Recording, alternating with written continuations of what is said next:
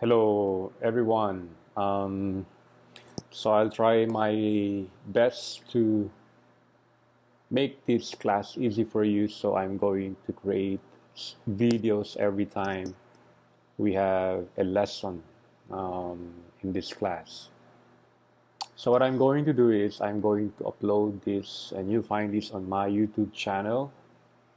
So you can access this anytime, and then you can review also when you need to review this. In this way, I am going to shorten our classes. For our online meeting, it will be just practically maybe around 30 to 45 minutes. So most of the time, you'll have to do everything on Blackboard. We're going to review classes, and there will be quizzes every time we have a lesson, a new lesson. For you to answer the quiz, you have to take notes of this presentation and also read the materials that I have provided. So everything will be on our Blackboard LMS platform. So I'm sure all of you already know how to use this. So I just would like to reiterate that so that you don't get lost along the way. Okay? I really intended to record all my lessons so that when you don't have any good signal, you can watch it anytime. Okay, so this will facilitate better our our course discussion. Okay, now for this week, I'm going to talk about code of ethics in counseling. Actually, I've been looking for the code of ethics for pastoral counselors or even ordinary licensed counselors. I haven't seen one. So if you have a copy of that, please feel free to share it with me. At the moment, what I found is a code of or manual for guidance counselors. So it's entitled Code or Manual of Technical Standards for Registered and Licensed Guidance Counselors. So why did I choose this? More or less, this will give you an idea on why we should have some ethical guidelines that will guide our practice in counseling.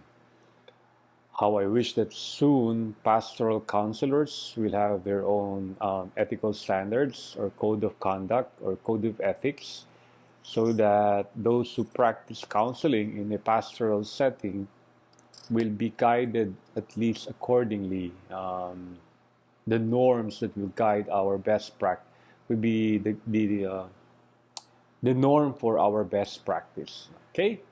So, as I said, I'll be talking about the Code of Ethics for Registered and Licensed Guidance Counselors in the Philippines. I'm not sure if this is already updated.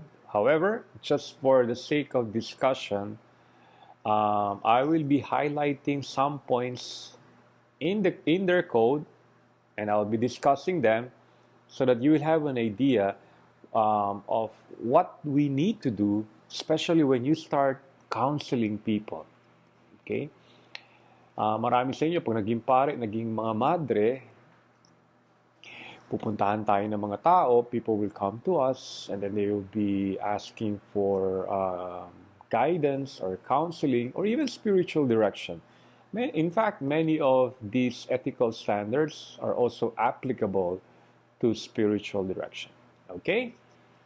So let me now begin. By the way, I am not going to read or discuss all the items in their ethical codes. I just pick some of them, okay, which I think are good to know. Okay, so for the sake of discussion, I just picked what I believe are interesting and at the same time essential for us. Okay?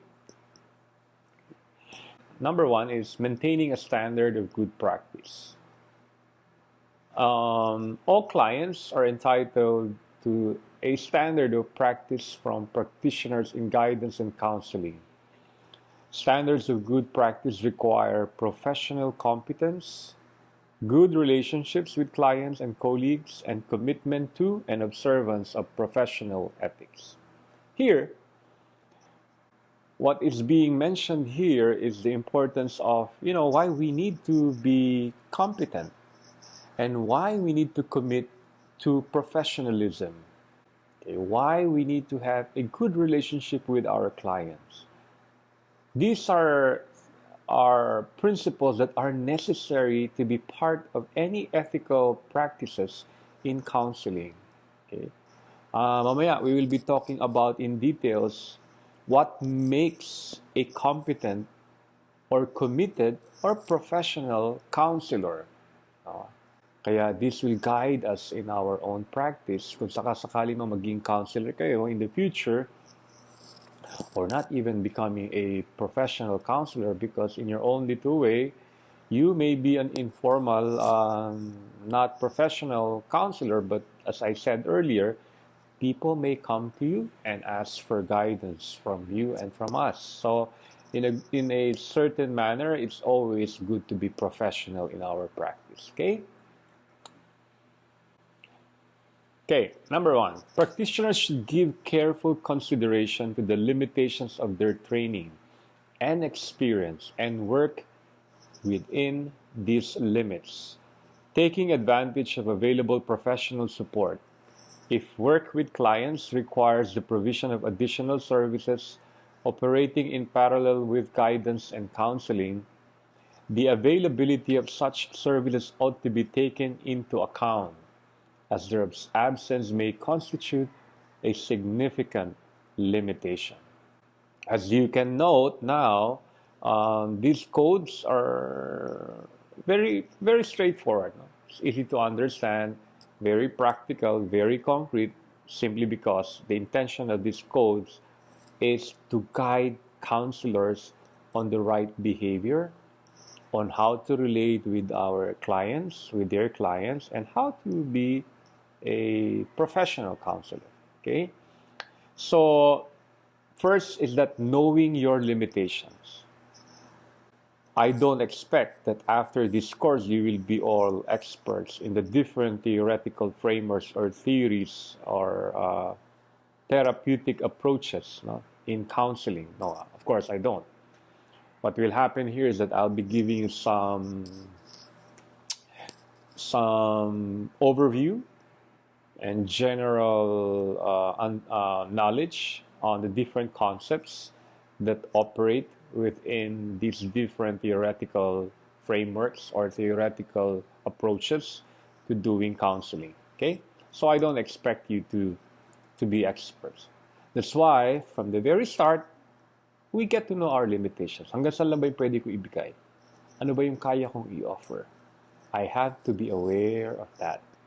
Okay? And I need to work in this kind of limitation. Okay?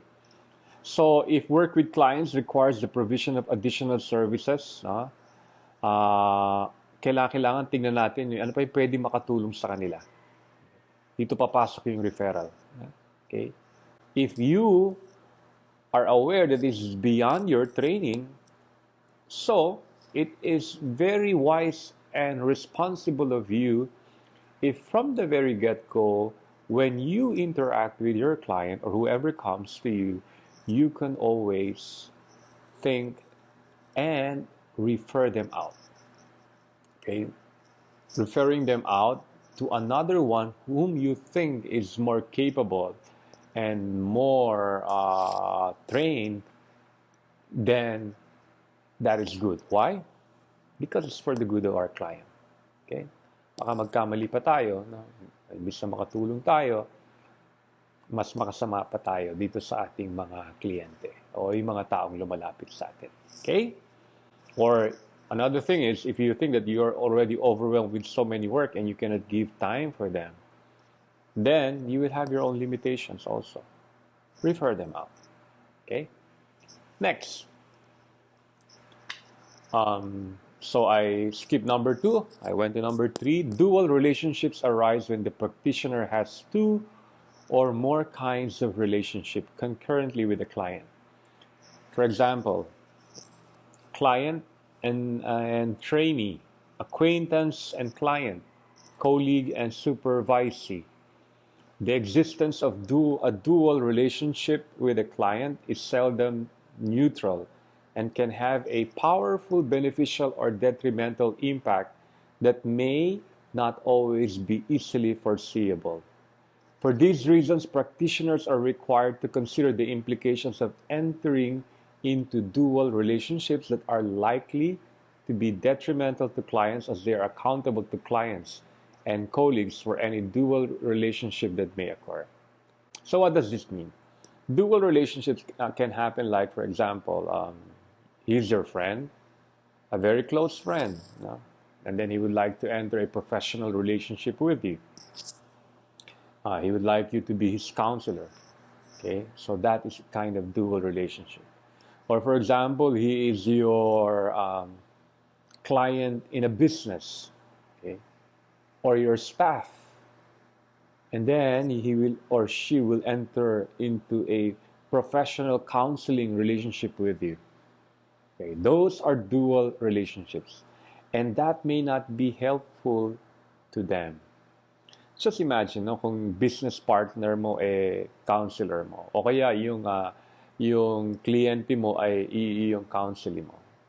Or if you have a business and then you have a counseling, nagbebenta ka ng, you are selling like food, for example. No? And then once you offer that, I am afraid that that client of yours may not find it easy to reject or say, I cannot buy them, dahil wala akong pera or what. But because you are his counselor or her counselor, then that will prevent that person to be autonomous in or to decide, no, freely, no, accordingly to what or she likes for him or herself. Okay? So yung mga dual relationships, titingnan din po natin yan. Number 4, practitioners are encouraged to keep appropriate records of their work with clients. All records should be accurate, respectful of clients and colleagues, and protected from unauthorized disclosure. Practitioners should take into account their Guidance and Counseling Act, Republic Act 9258, the Code of Ethics, and any other legal requirements. In short, it's important to keep records. Why? Because if you are in a professional setting, you have a client who comes to you regularly, keeping a record will be able to help you in tracking their improvement and at the same time organizing treatment plans and how you're going to deal with these issues, no?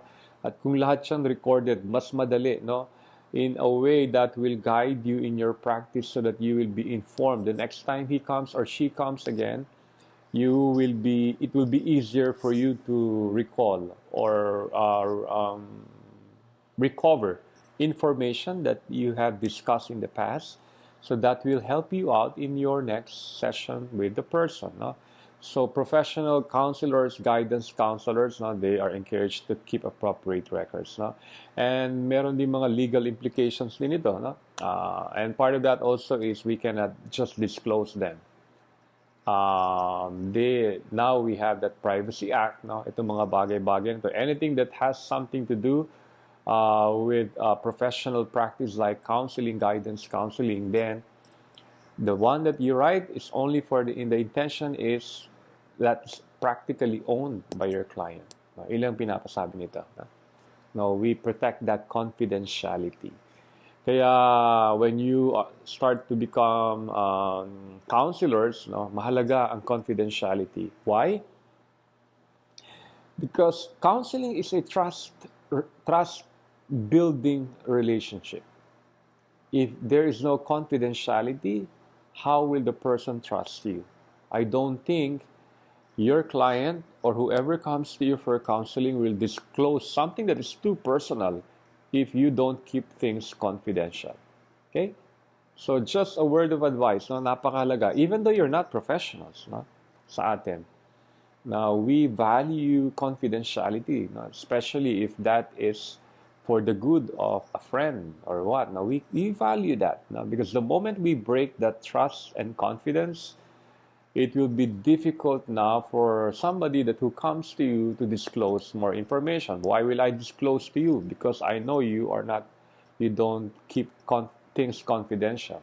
Okay, so that will have an impact in your own relationship with your client. Kaya napaka-importante itong confidentiality and keeping records really confidential. Okay?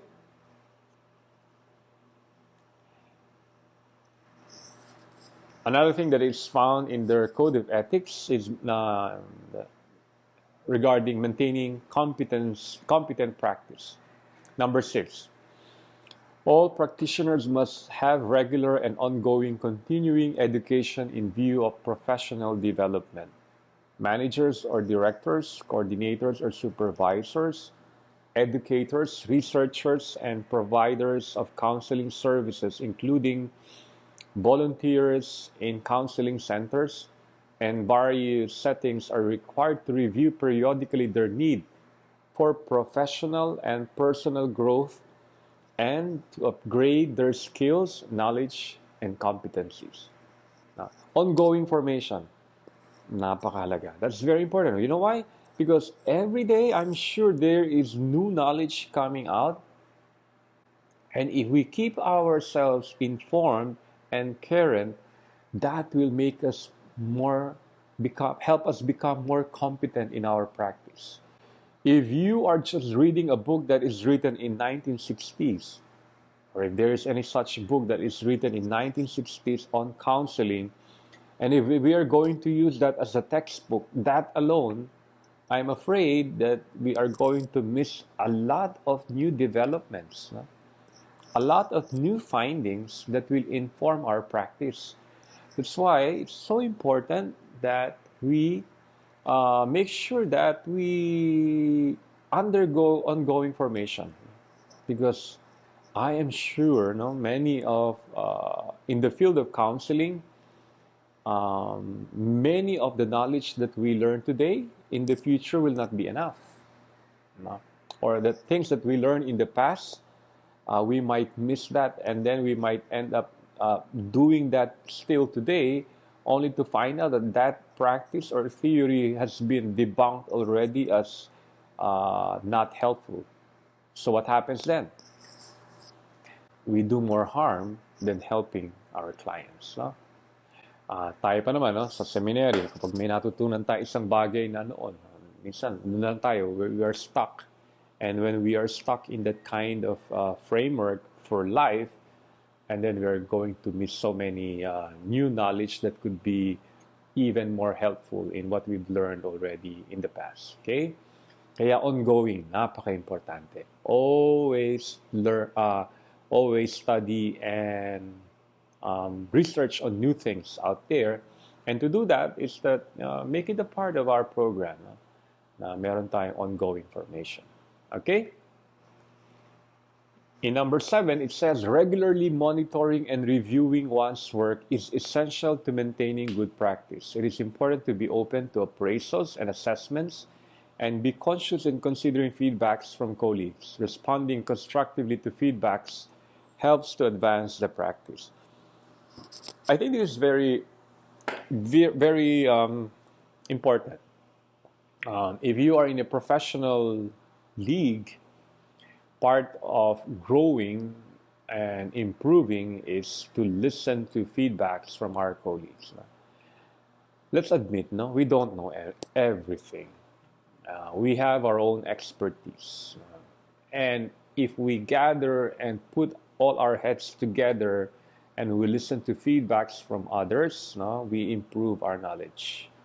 So having that kind of disposition where we listen to other experts will be very, very helpful for us. Kaya ngayon, usong-uso yung mga multidisciplinary in education. Why? Because the tendency is we could be biased in what we know, and we could be one track minded that we are going to miss other good points that we do not know. So if we learn how to be receptive to feedbacks from others, especially other professionals, then we improve our own practice. Okay. Number 8, practitioners should be conscientiously aware of any legal requirements concerning their work and be legally accountable for their practice. No, kaya mahalaga alam natin yung mga legal matters surrounding our practice. No? Even us now, no, with the problem of sexual abuse, for example, in the church, mahalagang alam natin yung mga legal matters, no, that can affect our practice. No? Because pag hindi rin natin alam to, problems usually come in. Like for example, yung with how we relate with minors, no, sa mga bata. So how we relate with our subordinates. Okay. One of these days, all of you will have a training on preventing sexual abuse at SVST. And then you will see some practices there that will help us prevent sexual abuse from happening here. And I am sure, no, itong mga bagay-bagay na to, it also will protect us. Especially when we come in contact with a case where it has been brought to a civil court, then we have something to protect ourselves from. Okay? So yung mga legal requirements, magandang alam din natin ito. Of course, this refers to the guidance counselors. Okay, third, in their code of conduct, code of ethics, keeping trust.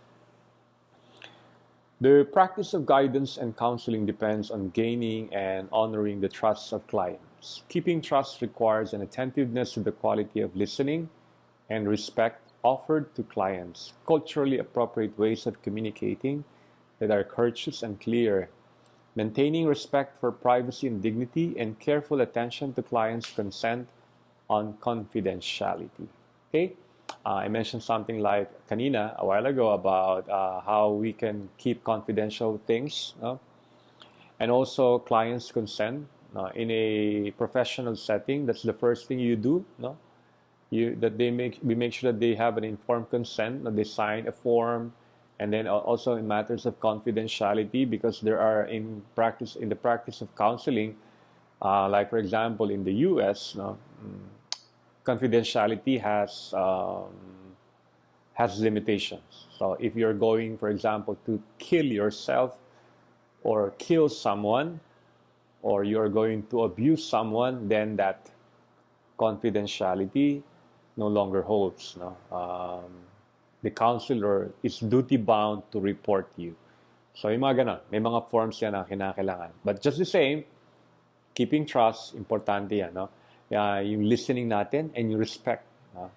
And of course, culturally appropriate ways of communicating. Ano ba yung acceptable ways of relating with a certain culture?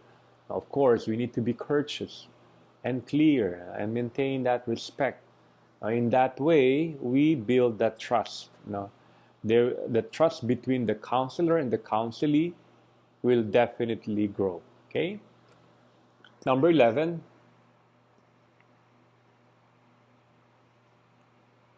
practitioners should ensure that services are normally delivered on the basis of the client's explicit consent. Reliance on implicit consent is more vulnerable to misunderstanding and is best avoided unless there are sound reasons for doing so. Okay, practitioners should be accountable to clients, colleagues, and the profession if they override a client's known wishes. Now, in short, no,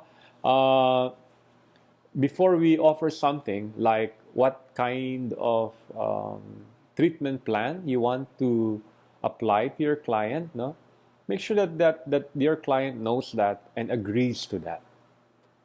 Okay?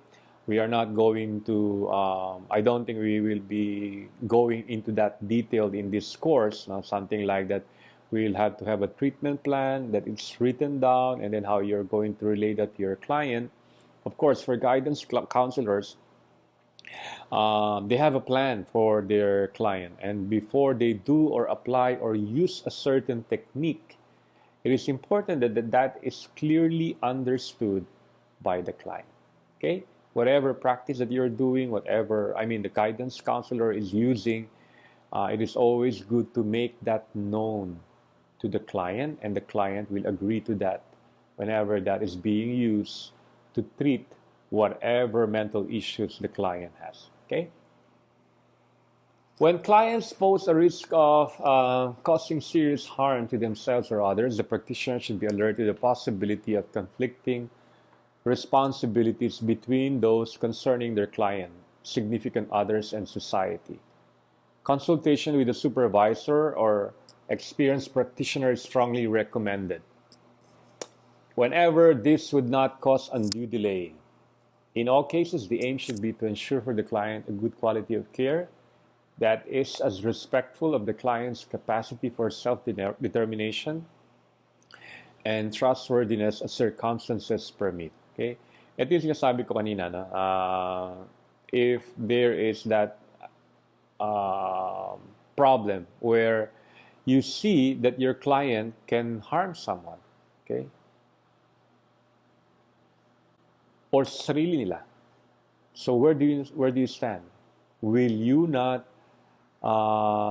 break that confidentiality? For example, in a conversation with your client, sabi niya na meron siyang gustong patayin.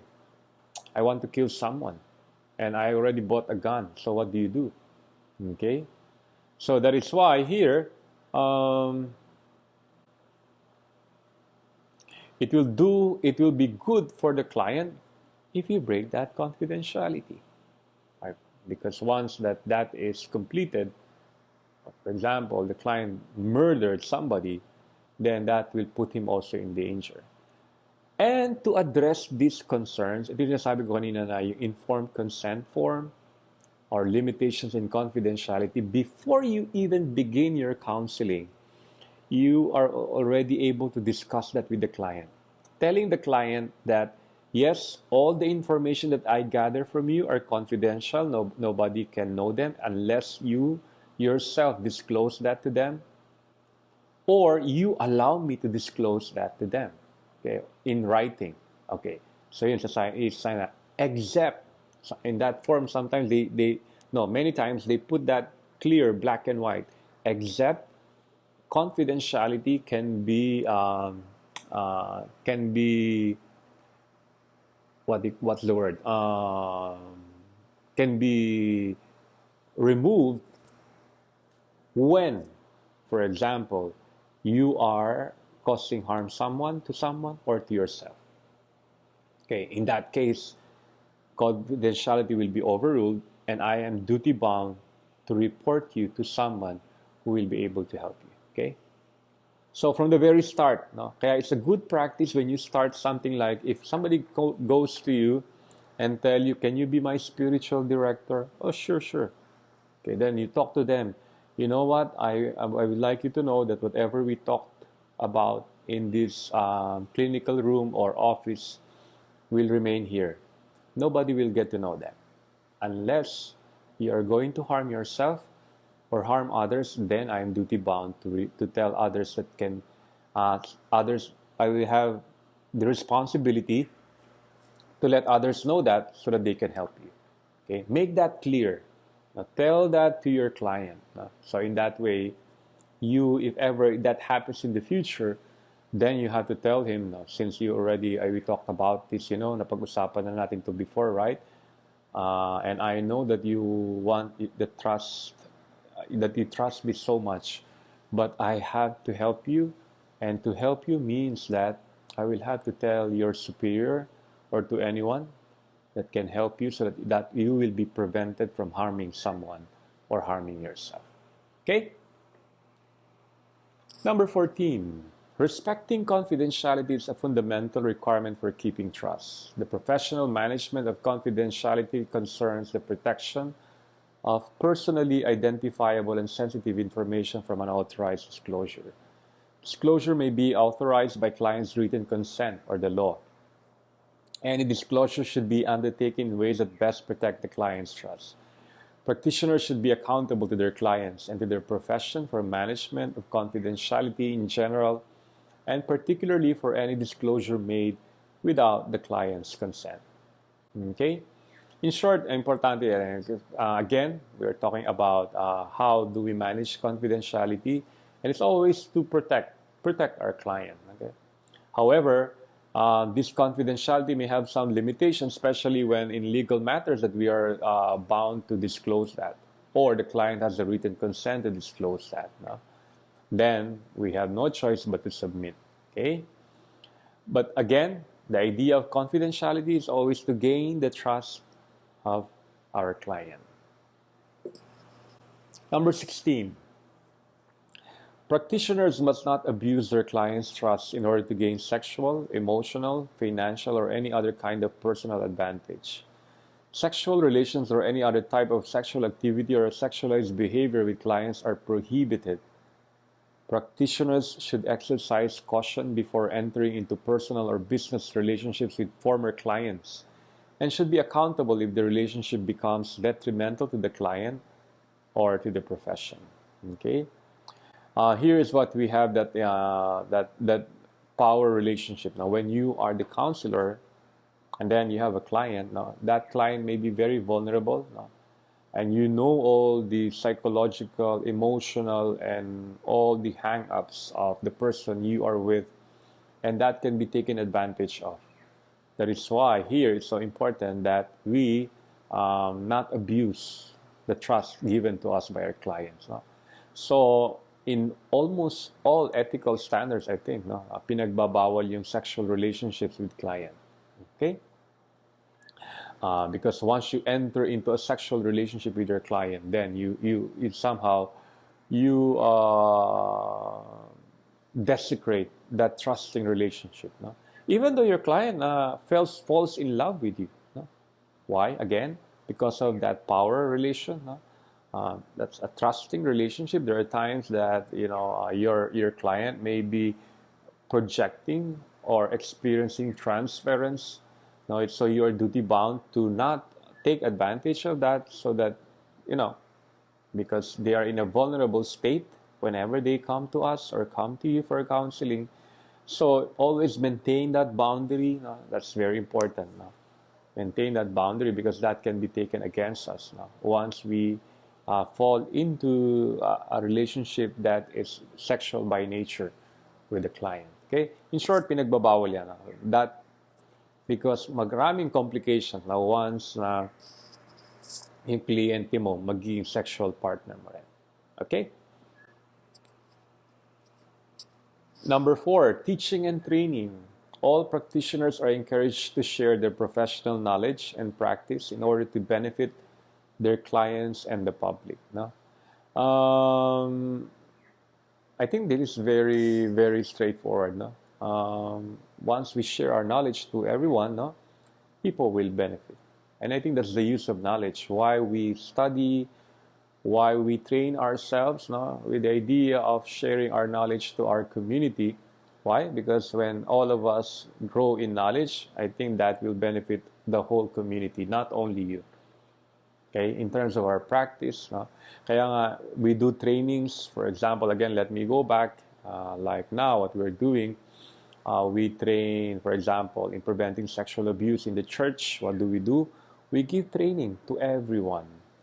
Okay, because the knowledge that we share will help not only the person or the individual, but the whole church as a whole. No? And more than that, no, we prevent people we minister, especially the young and the vulnerable, we prevent them from harm. So knowledge shared is always beneficial for the whole community. 23. Internship and practicum courses should be done in diverse settings to enhance the skills, knowledge, and competencies of guidance and counseling students. Experience is very important. No? When you go to a new culture, when you go to a new community, you learn something new, of course. No? And in diverse settings, you enhance your skill. Many times, no, for example, for many of us, maybe we are just comfortable with a certain group of people like us. No? We share our similar values, we share similar culture. Definitely, it will be easier for us to mingle with them. Okay? However, as priests or sisters or as leaders, fortunately and unfortunately, we are required, no, to immerse ourselves into different groups of people. And it's always good to know the nuances, no, among different cultures so that we will be able to adapt to them. And in that way, we enhance our competencies, our cultural competencies. We become more sensitive, to different cultures, and then we will be able to apply, and get to know that certain things work with a certain group, certain therapeutic approach works with this group but not with this group, no? Kaya it takes a lot of experience, no, to enhance our skills and learning. Okay? So ito lang naman sinasabi, no? Kaya there's part of their training, may internship, may practicum, no? And sa iba-ibang settings so that they gain more knowledge that will enrich their own experiences. 26. A written consent is required from clients if they are to be observed, recorded, or if they personally identifiable disclosures are to be used for training purposes. No? Ito yung mga ginagawa ito sa mga lala when you are doing your research, when you're studying a certain population, it's important now that you get their written consent. We just don't take pictures of anyone and then we publish it on Facebook. No? Kaya meron tayong Privacy Act. No, hindi po pwede yun. No? We need to get their informed consent, no, before we use them. Or if you do, for example, if you interview people, no, you just cannot say their names to the public. As a good practice, for example, sometimes homilies, no, may problema ibang mga pare dito. They deliver in their homily certain people, no, and identify them, no, in public. No, that's a no-no. No? So you can be you put into trouble when you do that. Okay, so kailangan before we use certain information about people, no, identifiable information about people, make sure that we ask for their consent first. And written one is much better. Okay? 27. Practitioners must serve as role models for professional behavior. No? Tayo, no, we have to model this. No? If, for example, you go to when you do counseling, you don't do it in your bedroom. No? You do it in the office. No? You model that to everyone. No? Those are just one of the best practices that we can model to each one. At marami pa iba. Okay? 5th, supervising and managing. Supervisors and managers have a responsibility to help practitioners acquire professional competencies, maintain and enhance further the guidance and counseling practice for the client's welfare. In a professional setting like guidance counseling, na may mga supervisors sila, somebody who mentors them. So it's their responsibility to guide them. Again, yung mga mas may experience, those who are more experienced and more knowledgeable in the practice of counseling, a one-on-one tutorial, mentoring, supervision is important so that the person can develop and improve his or her skill more. Research and publication. Okay, guidance counselors are committed to fostering research that will inform and develop the guidance and counseling practice. Okay, practitioners are encouraged to support research undertaken on behalf of the profession and to participate actively in relevant research work. So, just to make the practice of counseling, this body of knowledge to grow, research is important. Yung mga bago nating knowledge na nakukuha o nag-i-improve because of researchers on this subject matter, we thank them for that. That helps build the profession, the practice of counseling. 36. The rights of research participants should be carefully considered and protected. The rights include the right to freely give an informed consent and the right to withdraw at any point. So when you are doing research on someone and then that person would say, ayoko na, I don't want to join this, then they have the right to do that. We just have to say, okay, we cannot force them. Practitioners acknowledge other researchers who have contributed significantly to the research and those who have done previous work on the topic. Yeah, we cite them. Any knowledge that is not from you, no, we need to give credit to that person. And I think you know that, you're very much aware of that now when you started doing your research courses here at SBST. Okay, number 7, assessment and report. Practitioners must have the professional knowledge, skills, and competencies in test administration, test interpretation, and preparing reports. Number 42, practitioners should interpret test scores based on appropriate norms. In selecting tests, practitioners should use tests that are culturally fair in terms of gender, ethnic background, religion, race, and handicap condition. I would just like to highlight one here, and that is when we use tests, now we make sure that they are culturally appropriate. Unfortunately, many tests that are given out there are normed and standardized in the Western culture. But I think now I would like to believe that there is clamor and growing number of tests that are being administered now that are culturally fair, meaning to say you can use them in the Filipino context. So for guidance counselors that before they apply one, they have to be sure that these tests are appropriate to the ethnic background of the person that they are going to test, or else the validity of that test will be very, very low. No? You will not be able to get the right results simply because that is not appropriate to the person you are testing. Okay? Kaya, make sure, for guidance counselors, they are requested to be more critical of the tests that they're going to use. Okay? Fitness to practice. Practitioners have a responsibility to monitor and maintain their fitness and update their competencies to practice at a level that enables them to provide effective service. If their effectiveness becomes impaired for any reason, including health or personal circumstances, they should inform and talk to their immediate supervisor regarding the situation. Results of consultation with supervisor and experienced colleagues will help the practitioner to make the appropriate decision.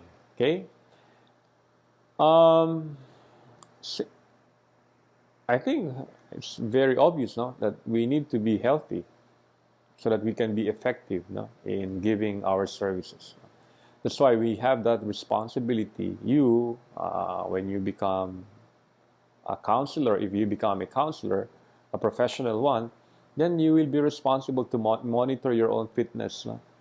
Are you still able to provide the right effective service? If you're very weak already, if you're always sickly, so you cannot be always canceling appointments because you're always getting sick. You have no choice, but you have to cancel. So in that sense, you are not be able to provide the necessary service to your client because of that. So again, it's our responsibility.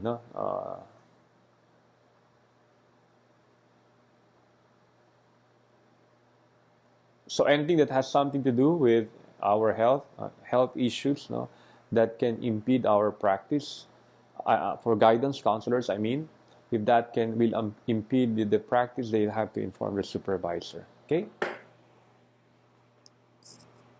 Attending to the practitioner's well-being is essential to sustaining good practice. Practitioners have a responsibility to themselves to ensure that their work does not become detrimental to their health or well-being, by ensuring that the way they undertake their work is as safe as possible and that they seek appropriate professional support and services when the need arises. As I was saying earlier, as a practitioner, it is our lookout for ourselves, to make sure that we are doing well, we are healthy, we are not getting sick.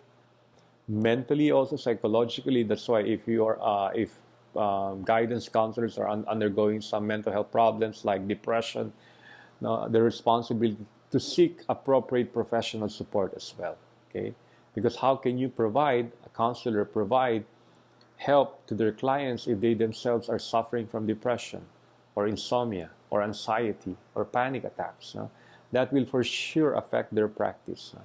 So that they will be able to become more effective in doing these services to their client. Again, self-care, making sure that they are doing well, that they provide the necessary practices that will keep them healthy are always in place. Okay? So yun lang yun. Alagaan natin ang ating sarili. And so if we know that we have some also our own psychological problems, then we seek out help from other professionals. Okay? Okay, I think those are just examples of ethical guidelines that guide guidance counselors, and more or less you will have an idea. No? As we go along in this course, I'll be giving out some samples and instances where we need to practice ethical behavior. That's why I was saying, unfortunately, I don't think we have yet that code of conduct for pastoral counselors, and I don't think we have that strong organized group yet here in the Philippines, so that we can craft our own guidance, ethical standards, for the members.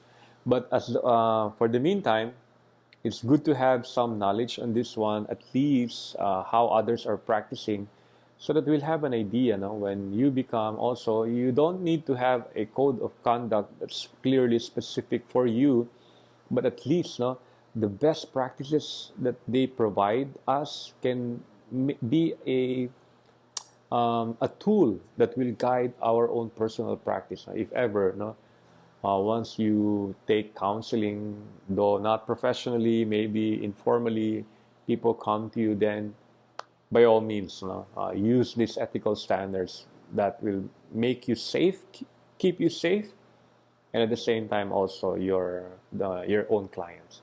Okay, so I will be giving a short quiz on this discussion on these ethical standards for guidance counselors. Don't worry, this will be very, very simple and easy as long as you understand. Most likely I'll be giving just true or false. If you have watched this video, try to rewatch it again. There will be 10 items in the quiz. You may take this after I have uploaded this, but I will give the access after our discussion in class. After you watch this, we will meet first. I will be asking some questions, or maybe you have some questions to ask, so I will be able to answer them so that others will be able to hear them. And then after the short meeting, I will open the quiz in Blackboard so that you can access them. And remember, you only have 5 minutes to complete the quiz. Okay? Thank you very much. So see you in our class when we meet virtually. Have a good day. Bye.